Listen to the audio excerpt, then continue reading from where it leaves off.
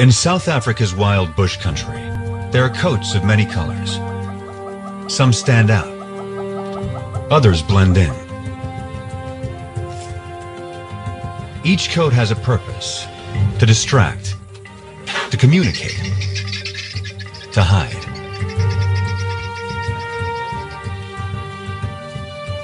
Anything new or unusual is tested every moment. This will be the case for some very special lions that were born as white as snow. Only 3 such cubs have survived to adulthood in the wild since white lions were first documented here in Timbavati in 1975. Their cousins are 2 months older, so these white cats will always be the underdogs.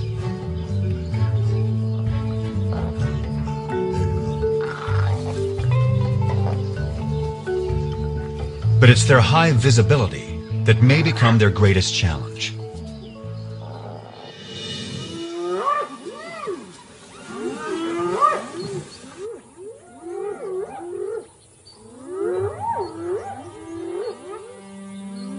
Any cub is in danger if spotted hyenas catch one alone.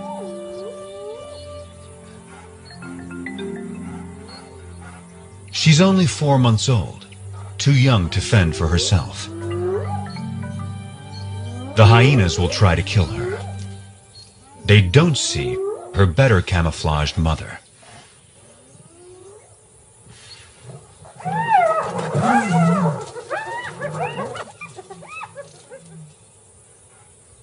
Underneath the dirt is a white lion cub. She and her sister are bound to attract attention. Their mother is Matimba, the powerful one. Both of their parents carry the rare gene that produces white offspring. The tawny cub's mother is almost white herself. Rangers call her Kanya, the pale one. This is a small pride, just 2 adult lionesses, sisters, and their 4 cubs. The little white cubs have a fighting spirit. They are eager to take on their bigger cousins. The males are stronger, but these younger females are feisty little lions.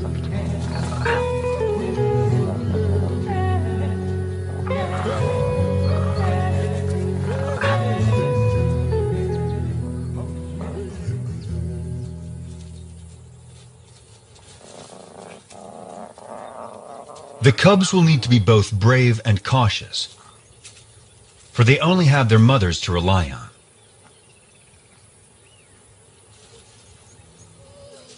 Their father and defender of the pride has disappeared. Rival males may have killed him, but whatever the cause, his disappearance is a crisis for the pride. Without him, the little family is a magnet for marauding males. The 2 mothers have already detected intruders who are attacking a nearby herd of buffalo.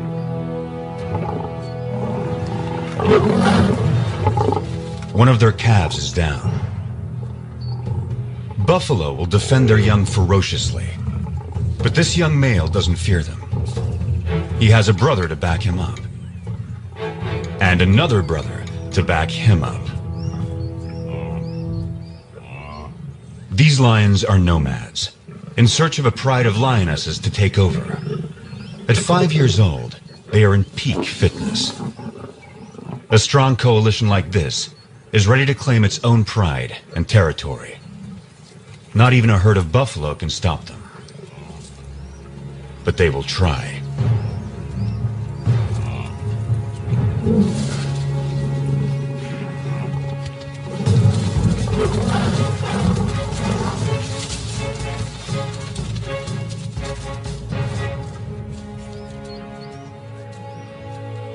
The mother buffalo swings back, desperate to rally her fallen calf.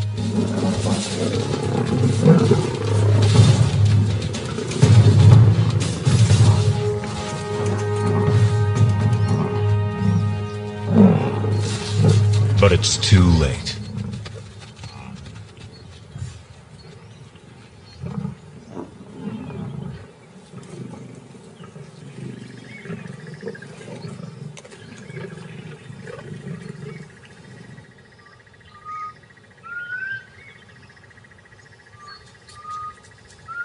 The breeze carries a sharp warning to the two mothers. Matimba can smell the intruder's scent. They're out there, somewhere.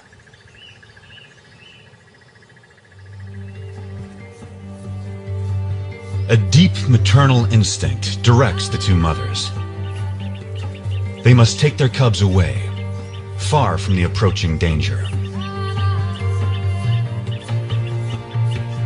Far from the familiar mountains that overshadow their home. Deeper into unknown territory.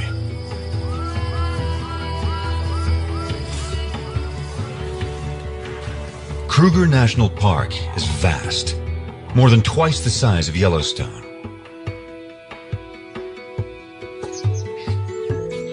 It's covered by dense woodland that supports great herds of plant eaters. All of these creatures are adapted to the bush in their own special ways. And all of them are prey for lions. Kruger is ruled by 2,000 lions, each pride with its own distinct territory. Matimba and Kanya will not be welcome on other lions' land. They can only keep their 4 cubs alive if they stay out of these territories. From now on, this family must live in the shadows. But wherever they go, they will still leave signs behind.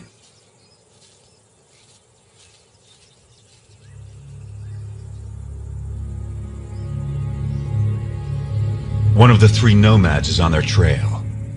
He can smell their scent. If the nomads catch up to them, they will kill the cubs.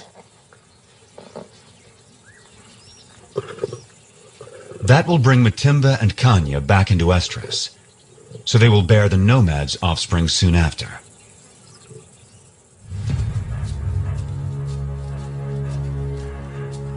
Rival predators pose another lethal threat.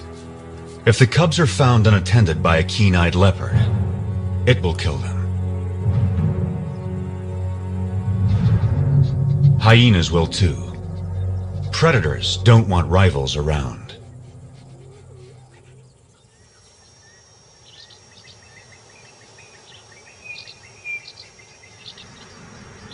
Heavy rain clouds mark the onset of summer.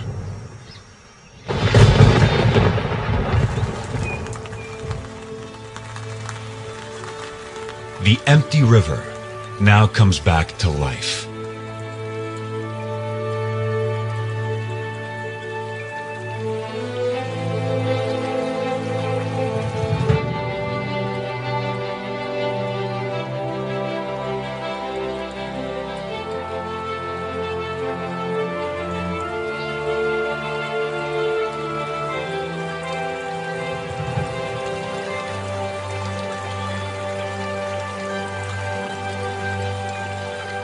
Waterbuck thrive in wetlands, but even they are captivated by the spectacle. From all around, animals come to the river. It gives wild dogs a chance to cool off.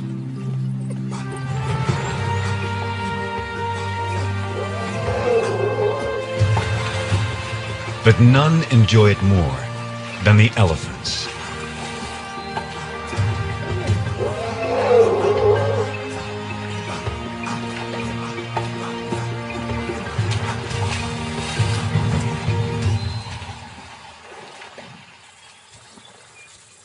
The white cubs are now 8 months old. Their tawny cousins, 10 months. This is unfamiliar territory for the two mothers. They don't know the best hunting spots. And the bush here is so dense, it hides prey well. Sharp eyes will see the white cubs against the bright green leaves, long before the lions see them. After weeks with little to eat, the cubs are skin and bones. Mother lions do abandon weak cubs. But Matimba waits.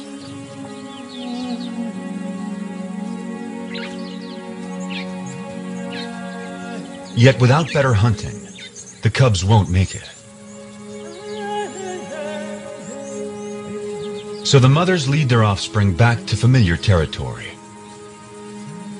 Home to Timbavati. Up ahead, half a day's journey, is the favorite waterhole of a huge herd of buffalo, the strongest and meanest of lion prey. To feed, the lions will have to get past aggressive bulls and a herd of horns. A wounded buffalo is a perfect target.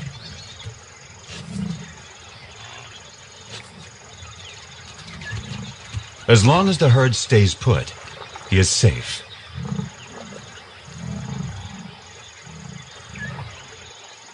But after satisfying its thirst, the large herd must move on to find good grazing. The lame buffalo is left behind.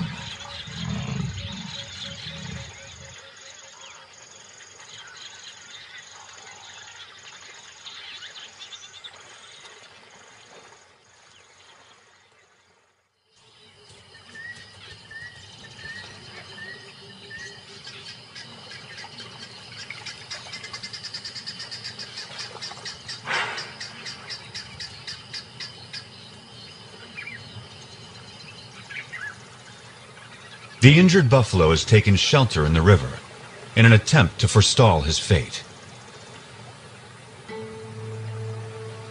It's Kanya.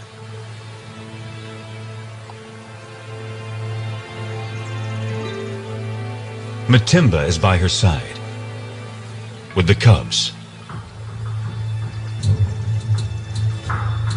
This will be their first buffalo hunt.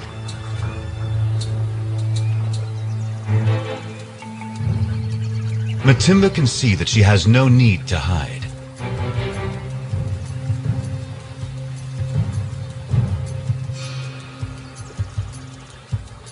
The buffalo is helpless.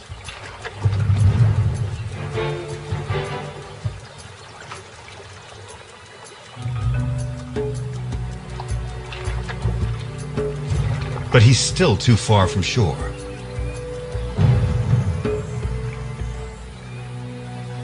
The buffalo is playing its only card.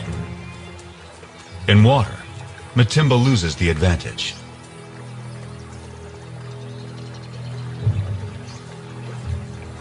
She's wary, and now there's a bigger problem approaching.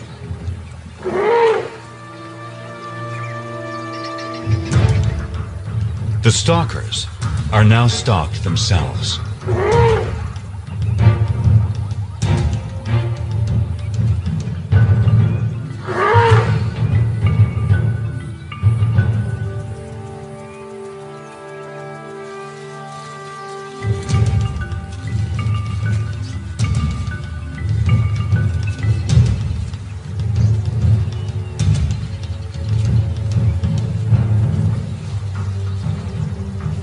The elephant ensures the buffalo lives a little bit longer.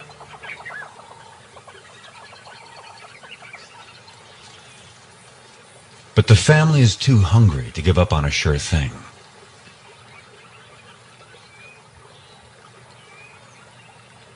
Now, Matimba settles into wait, while Kanya chooses a spot in full view of the buffalo. The cubs are learning. One lioness distracts the prey, while the other waits to attack.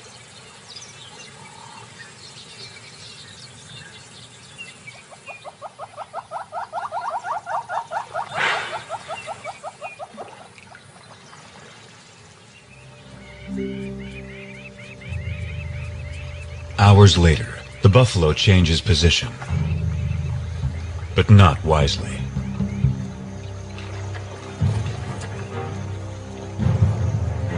It's just what Matimba has been waiting for.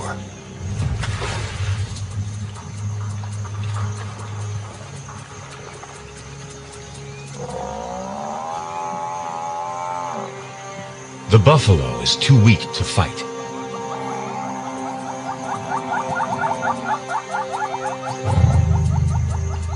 The cubs take it all in.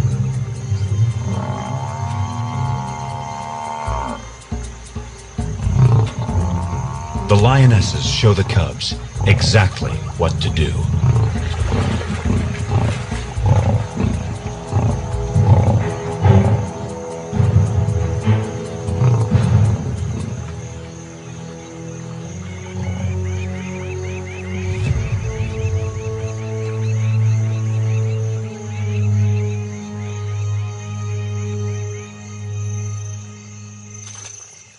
At last, the hungry cubs can fill their bellies.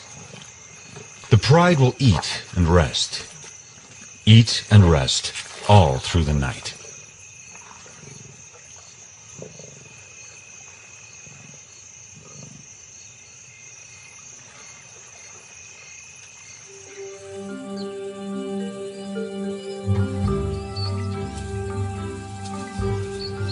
The white cubs are now 10 months old. At this age, everything's a target for fun.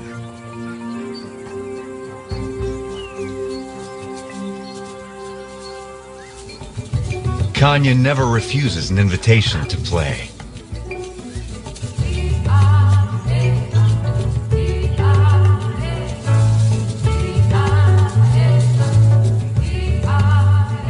As for Matimba, she's always on duty, guarding her family.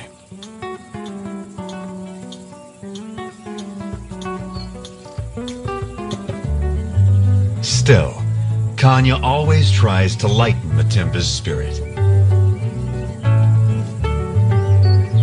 The cubs join in as Matimba approaches.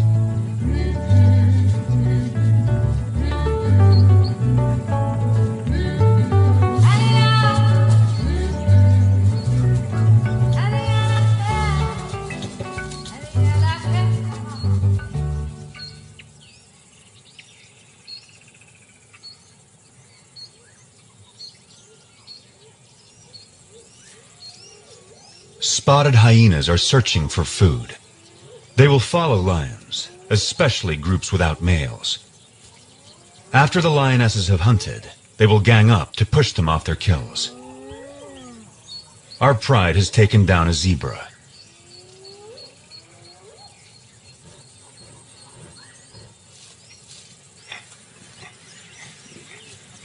The cubs are not old enough to hunt, but they're not so small and helpless anymore. The hyenas move in. The cubs are big enough to learn how to confront hyenas, so Matimba takes them forward.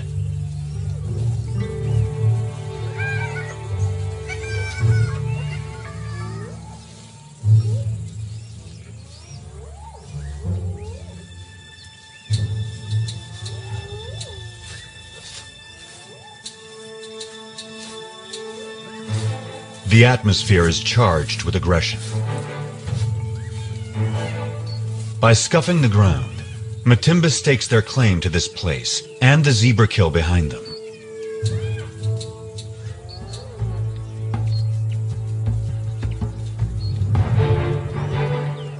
Matimba allows the cubs to lead the confrontation.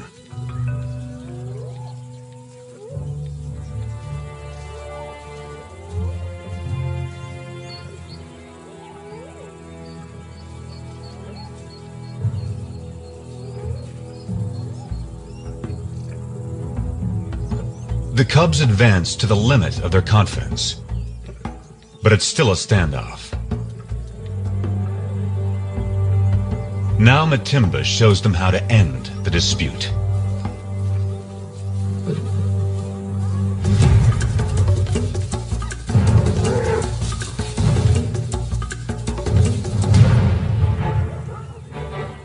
A day like this turns a cub into a lion.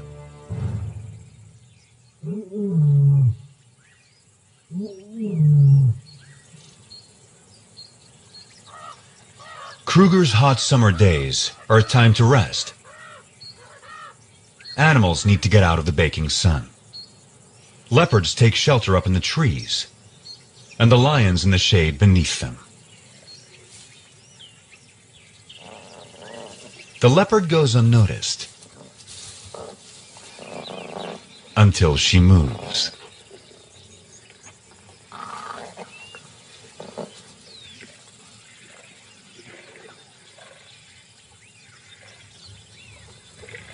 And that gives the cubs an idea.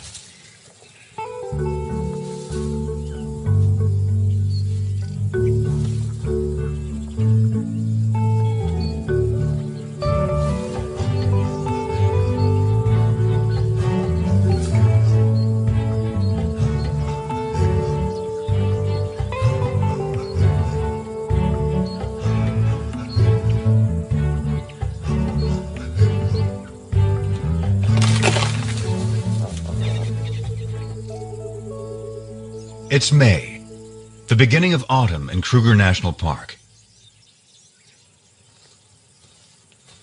The cubs are now 11 months old. They're strong and fit. Their mothers have raised them well. They can now follow on hunts, watching their mother's every move. Everything is fair game for these lions. Even the tallest of prey.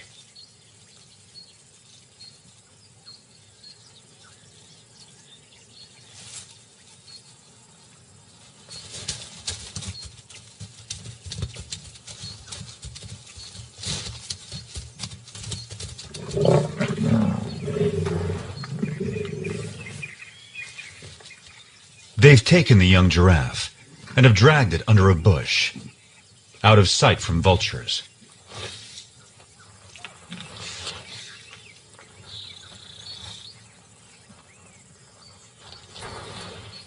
For extra precaution, the mothers bury anything that sends out a strong odor. But there's a good breeze today. The scent may not remain in this secluded spot.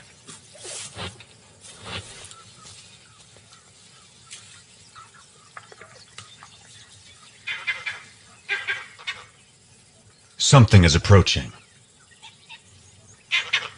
A vervet monkey sounds the alarm.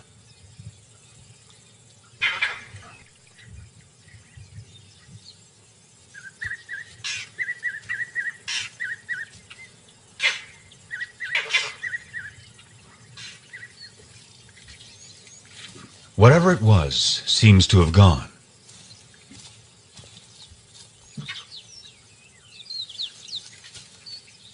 The mothers decide it's safe to return to their meal.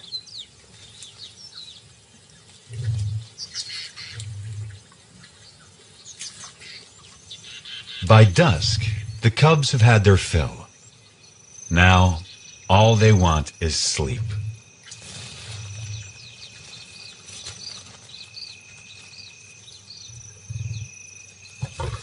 But tonight, there will be no rest.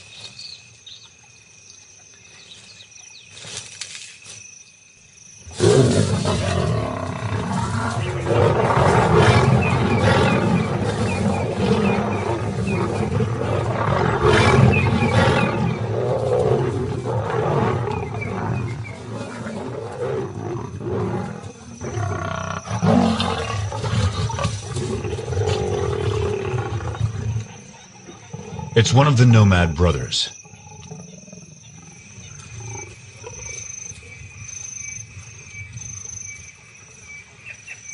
He charges again.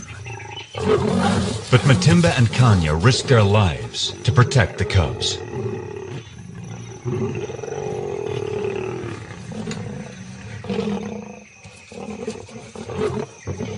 Every second they stall him buys time for the cubs to get away.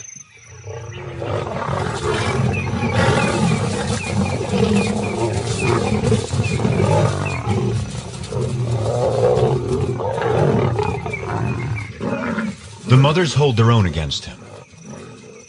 But now, his brother arrives. He moves in on the giraffe kill.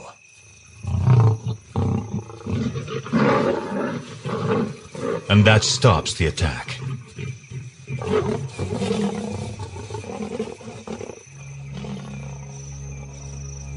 The mothers have no chance against two males. But the nomad's attention has shifted. They'll settle for the giraffe kill. The cubs can wait.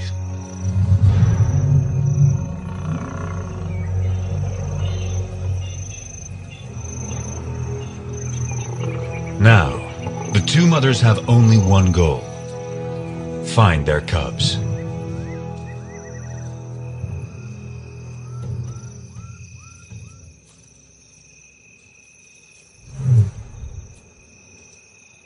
Their soft calls tell their cubs it's safe to come out.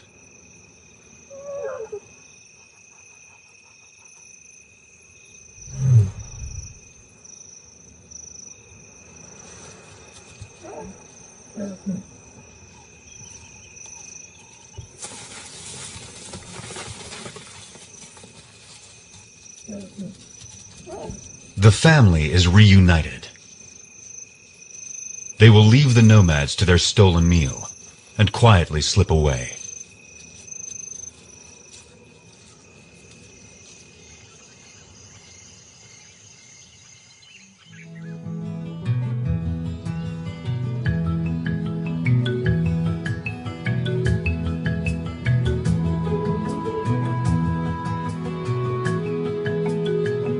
By August, the dry winter transforms the bush. The grass dies back. Trees lose their leaves. Winter opens up the landscape. It's an excellent time for young lions to have a hunting lesson.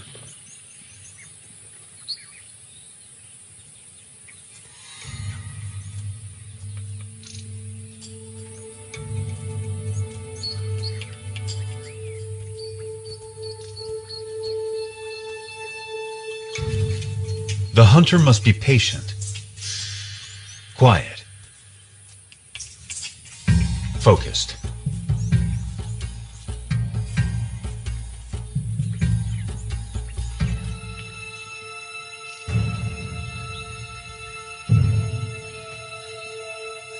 In these conditions, a tawny-colored lion blends beautifully into the bush. Not so a white lion. The kudu spots her and escapes.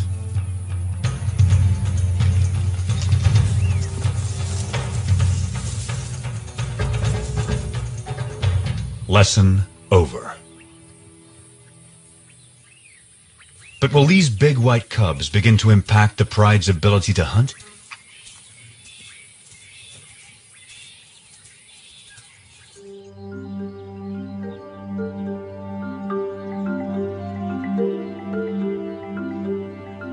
It's now November.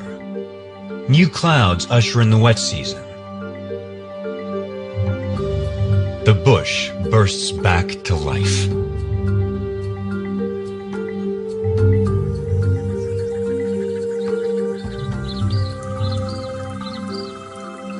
The cubs are growing larger and stronger by the day. The white cubs more visible than ever.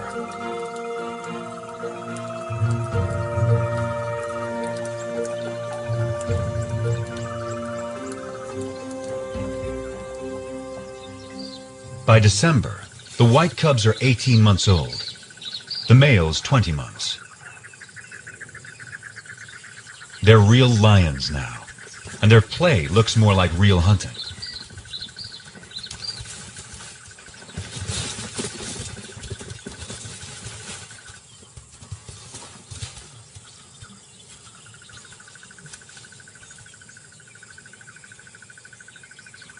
The pride has another giraffe kill, and their meal is attracting attention.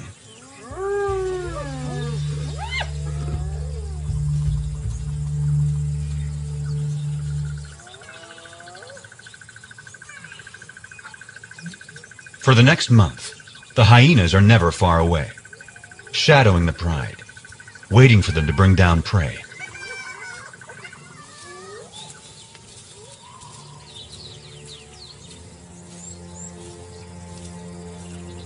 But today, something's not right.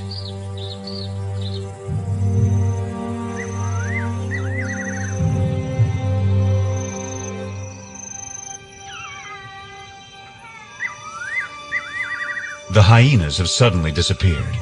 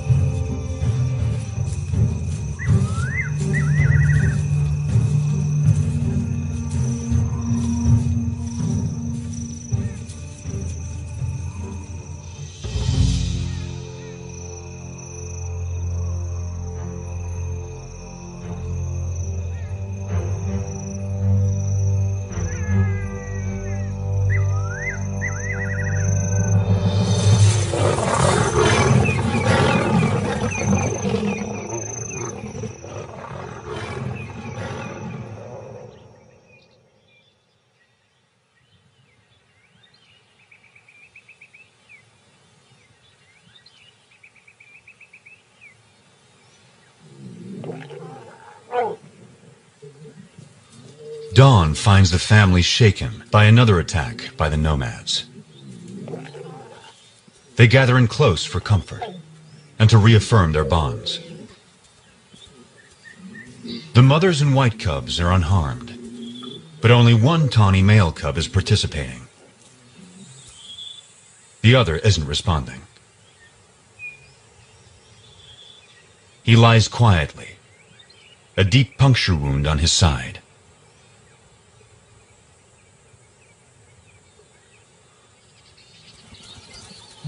His mother, Kanya, knows something is wrong.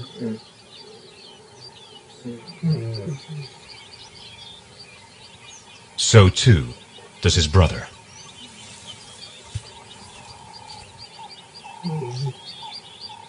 He only moves deeper into the bush.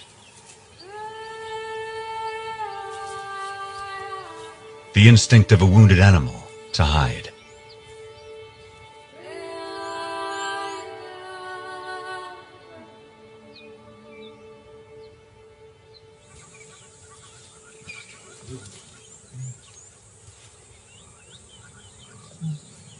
His brother turns to their mother and invites her to play.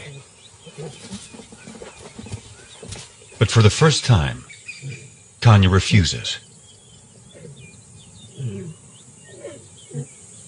An hour later, the poor cub can no longer sit up.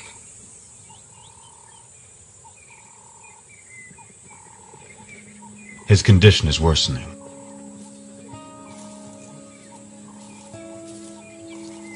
His brother encourages him. Try to get him up.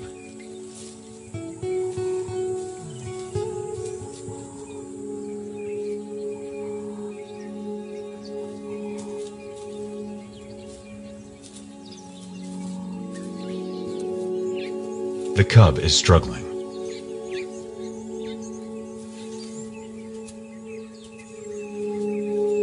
His mother is there.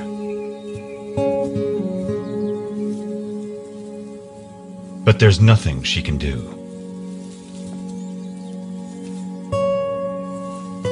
Still, his brother tries again.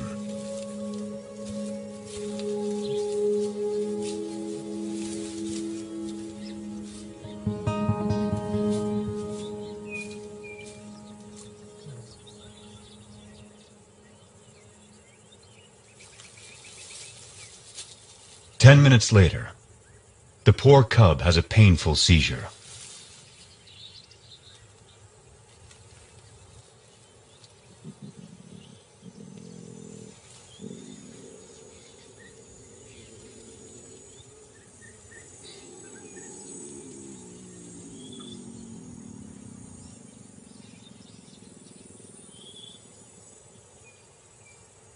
And then, he's gone.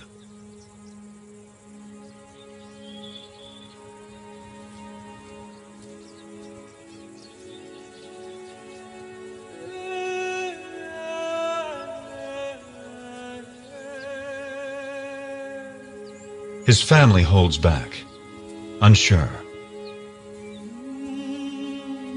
And then Matimba and Kanya approach.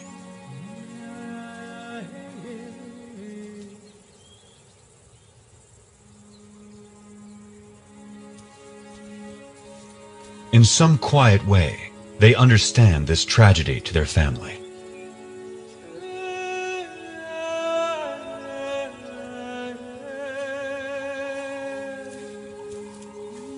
One of his white sisters says goodbye.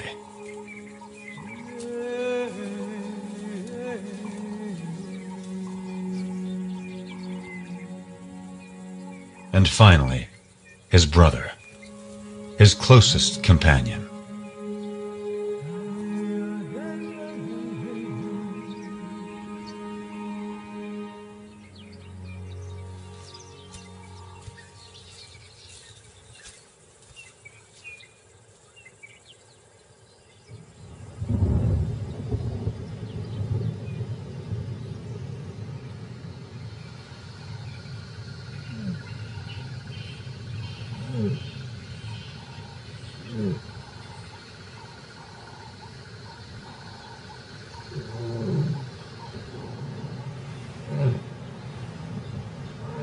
Kanya's cub was 20 months old when he died.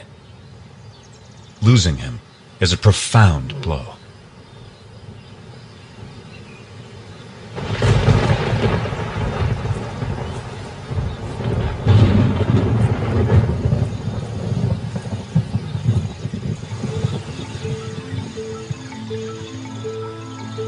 The cub's death comes at the onset of summer rains, and a new cycle of life taking hold across Kruger.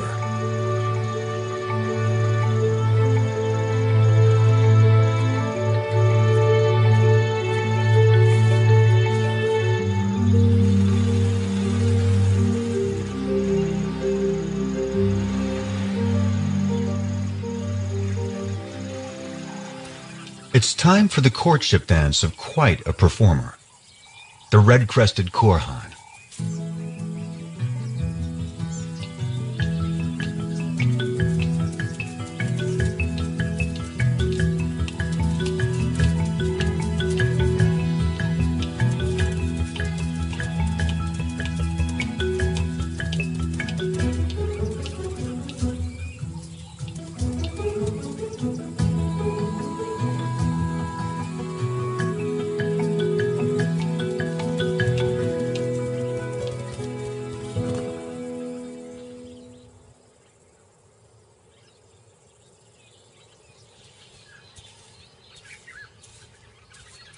It's been 2 months since Kanya lost her cub. But life goes on, and she still has one of her own and her sister's white cubs to care for. Every day presents new challenges to the white pride. After a failed hunt earlier in the day, the white sisters are hungry and pestering their mother to hunt again. Then something catches their eye. Vultures. They've spotted a leopard with a fresh kill.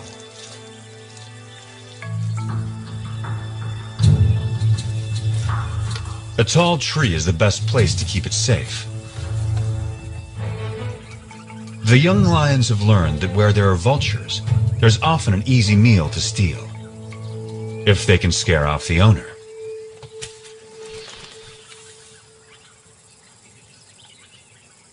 The cubs spent their youth climbing trees. Now, they have their reward.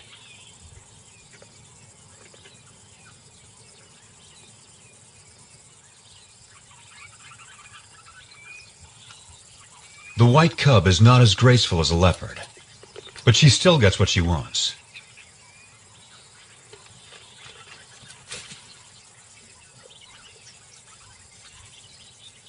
Now it's Kanya's turn.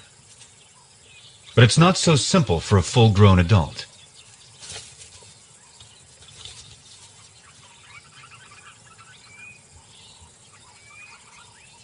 She can't climb like the cubs, but she can leap.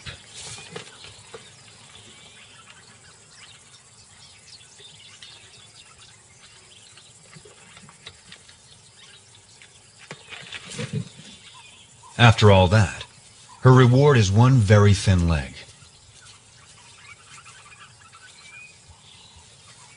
It's the tawny young male's turn. He now weighs as much as Kanya. Only great strength will get him up this tree.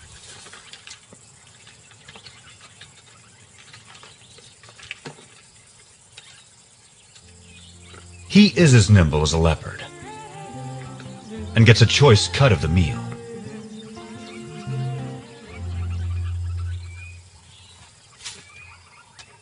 And provides a nice morsel for his mother.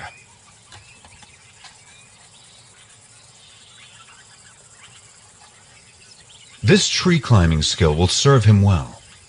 He won't have Matimba or Kanya to hunt for him when he leaves the pride. Stealing leopard kills could help him survive the hard times.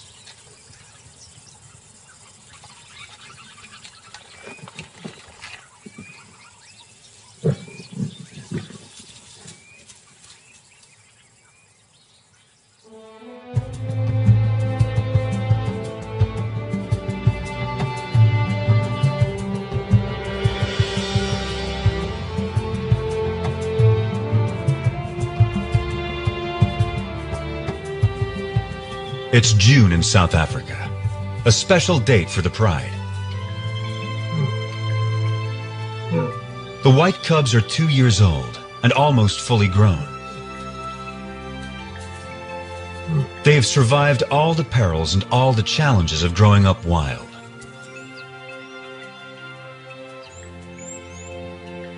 They also have a new home range far away from the nomads. A place called Klasiri.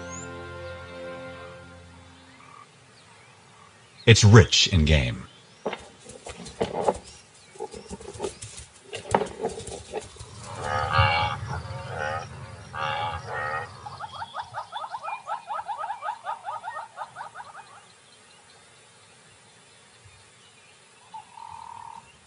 They took down a buffalo in the night. But once again, hyenas are onto them.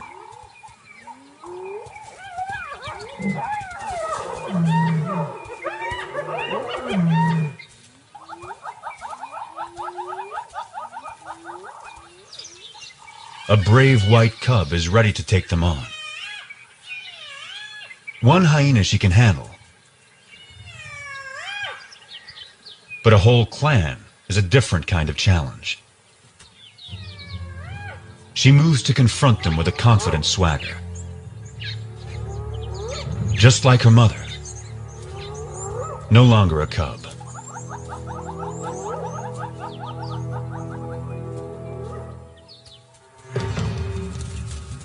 Right from the start, she takes charge, intimidating the hyenas.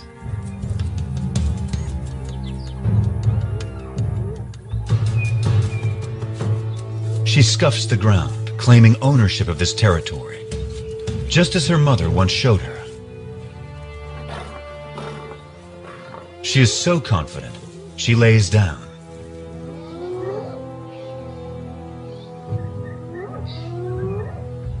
The hyenas mistake this for weakness and move forward.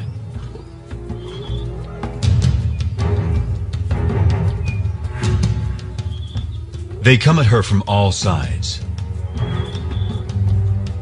13 hyenas. She lets them come. And then, it's her turn.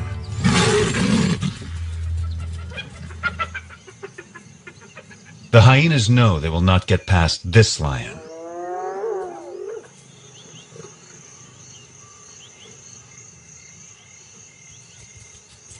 At sundown, the hyenas are suddenly spooked and flee.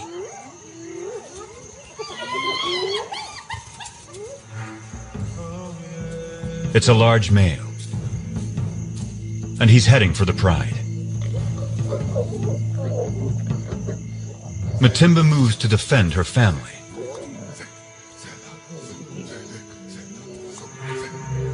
This male is new. He's not one of the nomads.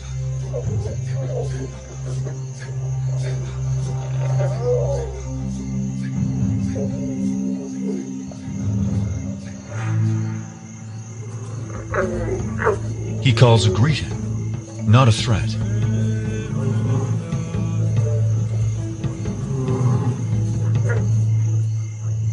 Matimba keeps up the aggressive defense and moves forward to intimidate him.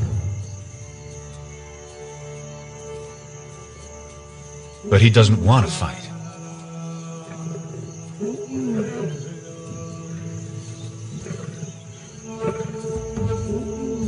A white youngster, who's pretty intimidating herself, is there to support her mother.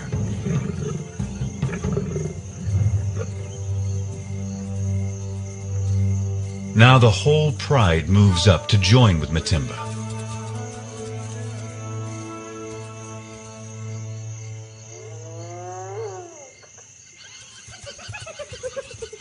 The hyenas help themselves to the unguarded carcass.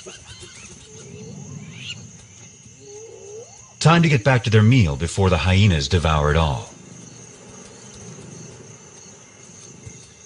Matimba seems to know this male is not like the others. So she returns to her pride and allows the male to follow her.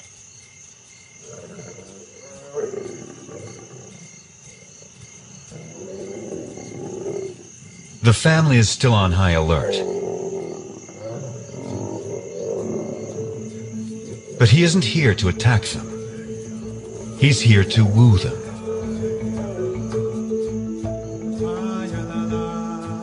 But first, he will sample the fruits of their hunting.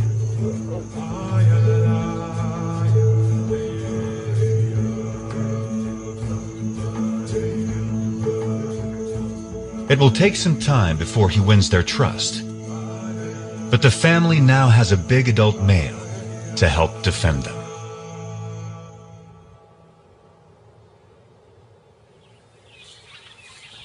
By the time summer returns to Kruger, the new male has secured his place with the white pride.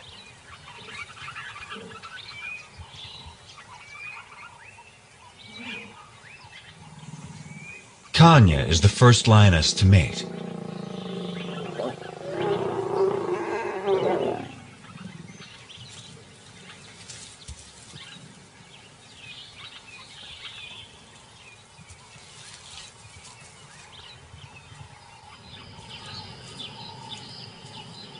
A new chapter is now beginning for the white pride.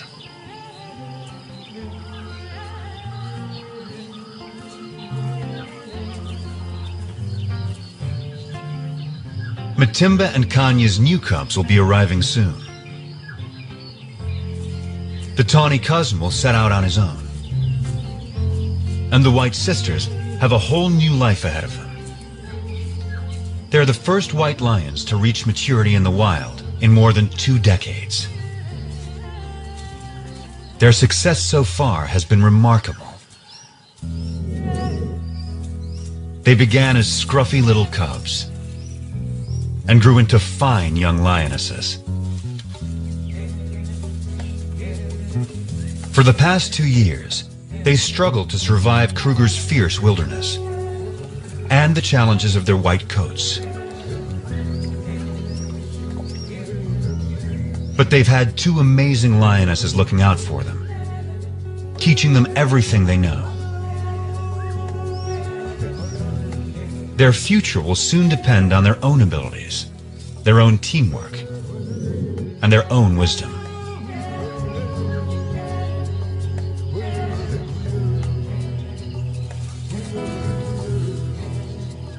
Will they be strong hunters raising their own cubs in the years to come? The story of Kruger's white lions is just beginning.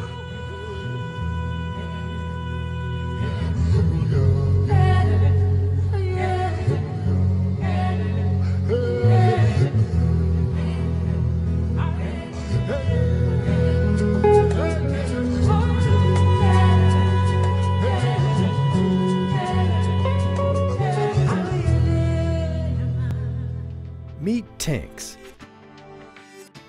At just 5 years old, this adorable, playful pup suddenly became weak and gravely ill. He stopped eating and was losing weight rapidly. Despite numerous trips to the vet, Tink's outcome seemed hopeless. Tink's pet parent, Karen Bostic, became increasingly desperate as she watched Tinks practically dying in front of her eyes. She begged her vet for more help. Only then was she informed that specialized veterinary treatment was even an option. With just minutes to spare, Karen found a vet specialist who miraculously saved Tink's life. We actually never got a referral from our general vet to a specialist. It was whenever they were basically looking at us like they were sorry because they knew that Tinks was about to die, and we were begging for, like, what does he need? Does he need a blood transfusion? And it was then that one of the technicians actually looked at us and said, oh, well, you'd have to go to an emergency and specialty center for that. And so we were shocked. We were floored. That was about 5 years ago, and he is about 10 now, and he is actually doing great. He's doing wonderful. We don't see any residuals from it. Tinks and Karen are the lucky ones. But there are thousands of pets who die needlessly every year because pet owners who, just like Karen, are not aware of all the options available in veterinary care today. Veterinary specialists can often be the difference between life and death. Specialists like Dr. Victoria Ochoa, whose treatment saved Tinks just moments from his death. For Tink's life-threatening anemia, I obtained a special medication at a human hospital inpatient pharmacy. The use of this medication and the availability of it is something that I know about, but that standard family veterinarians may not. This eye-opening experience prompted Karen to create petspage.com to get the word out about all the options available today in veterinary care and to be their pet's advocate. These days, illnesses that once couldn't be cured now have options available for treatment. When general vets seek advice on special cases from highly trained veterinary specialists, pets live happier and healthier lives. With 40 distinct specialties, veterinary medicine is on pace with human medical advancements.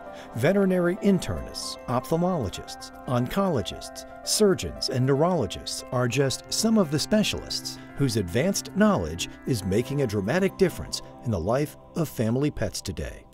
I want to let pet owners know that they should expect today, they can expect the same level of care for their pet as actually for themselves. I know if I were to have been diagnosed with Tinks' disease, I would have been referred right away to an internist. And so I feel that pet owners can now expect that, thankfully, for their pets too. It's been said that with knowledge comes great power. This is certainly true in the story of Tinks and his medical journey. It's Karen's hope that by sharing Tinks' story and this information, more pets can live happier and healthier lives. Well, my goal with petspage.com is to kind of create a social pet community for pet lovers where not only do I have a chance to share my story, but other pet lovers can share their stories with me, and we can kind of all learn and share together in a fun, friendly, and social way. If you're a pet lover looking for information regarding quality pet care, products, and services, or if you just want to be connected with other social pet lovers, then visit petspage.com.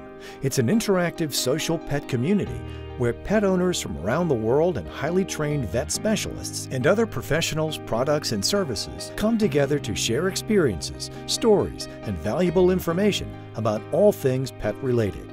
Here you can find some of the most forward-thinking veterinary medicine specialists in the field and benefit from their expertise. My goal is to educate that cancer can be a very treatable disease and that pets with treatment that are undergoing treatment can live longer and live well. I think it's also very important that after your pet has been diagnosed with cancer that you go and see a veterinary oncologist very early, right after the diagnosis. When we see our pets earlier, we can give more options and they often have better outcomes. So the guidelines are called See Something, Do Something. If your pet has a lump or bump that's been there for a month and that is 1 centimeter, get to your vet and expect some diagnostics. We can't just look at it and say it's benign. We're going to do an aspirate, we're going to do a biopsy, we're going to get them to treatment, and the pet can have a much better outcome if we diagnose tumors earlier. Petspage.com is a virtual social pet community where everyone is welcome and uses social media to enhance the lives of pets across the world.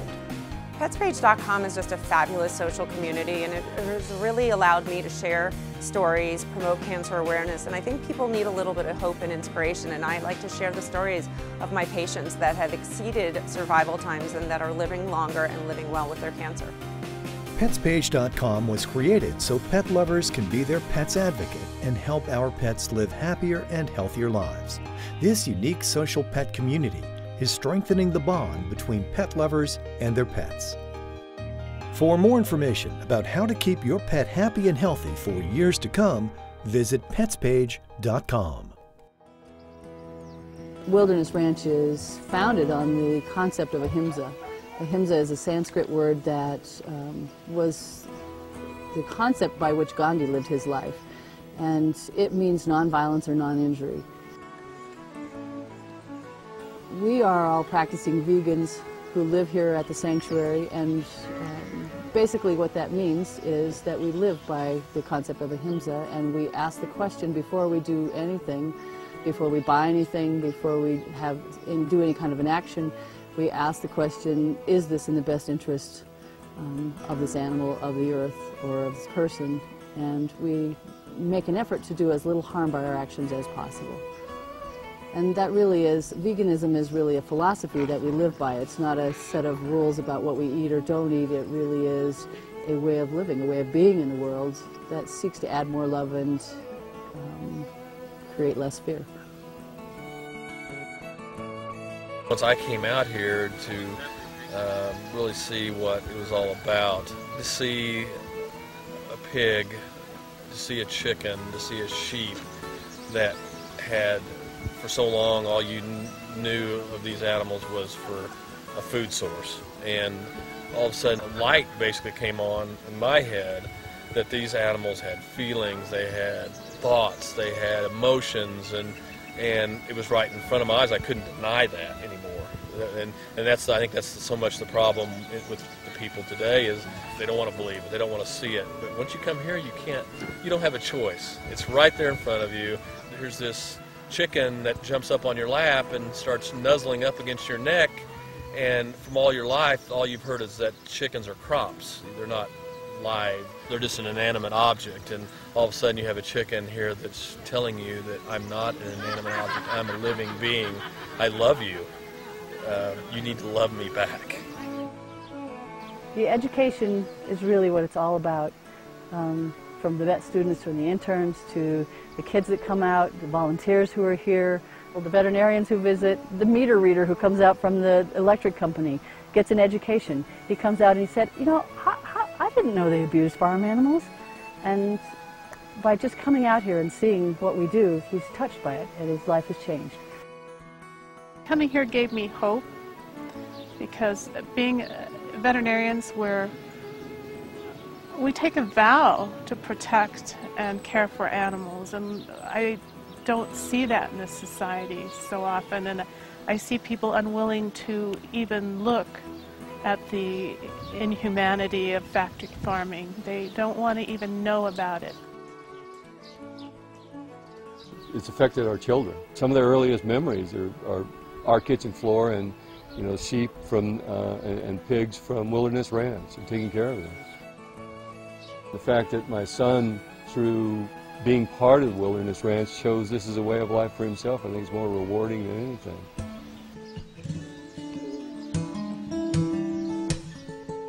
I learned a lot from this horse. A lot of what I know about respecting all life I learned from Rudy. I thought, because I was such an animal lover, that I could communicate with him, and that I would bring him around and he would love to be a show horse and we'd have a lot of fun. Well, I learned a huge lesson from this guy. I learned that I wasn't really seeing him as an individual. I saw him as a beautiful horse. He was Rudy. He wasn't anything other than who he is, his own personality, and I started to understand his pain. He didn't want to be ridden. He didn't want to be told when to go and where to go and how to do it. He didn't want to do things on my terms. In that process of learning who he was as an individual, I learned about my biases, and I started seeing the way I was treating dogs and cats and the way that I was relating to farm animals and all other animals. I started really generalizing and realizing to a much bigger picture that all animals really deserve our respect. They're all individuals. They don't want to be told when to go, where to live, any more than anybody. Any person does. They want to make their own decisions. They have their own agendas. I'm forever grateful for him for teaching me this lesson, to see the individual in every sheep and every cow and every horse and every person.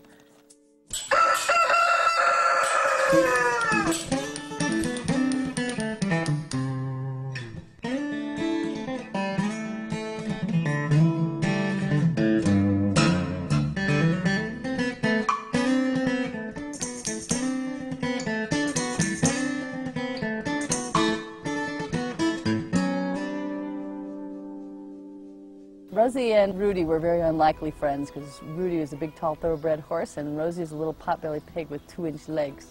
And Rosie basically was a dump-off pig. Somebody just dumped her and she was hiding in our compost pile for a couple of weeks before we realized she was really there. In that process, she became friends with Rudy. That was kind of cute, except that the other cows and steers in the pasture were chasing her, so we had to get her out of there. And so she lived on the other side of the barn. She was determined to go back and see Rudy, and she went every day. She'd hike all the way around the driveway. It was maybe a fourth of a mile all the way around there. She'd go up to the top of the hill, and then she'd sneak under the fence and go back down there to visit him. And we'd have to take her back out because the cows would chase her. It was dangerous for her, so she couldn't be there. And one morning I was watching her. I was feeding, and I saw that she had gone down there, and she was in this huge, big, open space, and the horses were clear up at the other end of the driveway, maybe another eighth of a mile away, something like that. And I saw these 2 dogs who came down the hill, and they were going to attack her. And I saw them at the same time I saw her. I didn't know what to do. I thought, there's no way I can get there in time. I can't get her. I can't save her. I can't. If I did get there, I don't know how to protect her. I was just, like, heart was up in my throat. How am I going to do this? And at the same time, I saw Rudy about, clear up there at the other end, ears back, teeth bared, running like a freight train. He just came barreling down there and intercepted the dogs, chased them around and around and around her, and then chased them up away, and then went back over to her and escorted her over to the fence. And I was like, oh, that's so sweet. I've had some people say to me, well, what's the big deal here? There's only 30 or 40 animals here. How could she be doing any good? How can that change people's lives? How can that change the world? But what you see when you come here is not the 30 or 40 animals. It's those 30 or 40 animals telling you about the millions and millions of animals out there that are suffering, that they need the same respect that the animals here are getting. It's just not the 40 animals here, it's the 40 million animals that die every single day.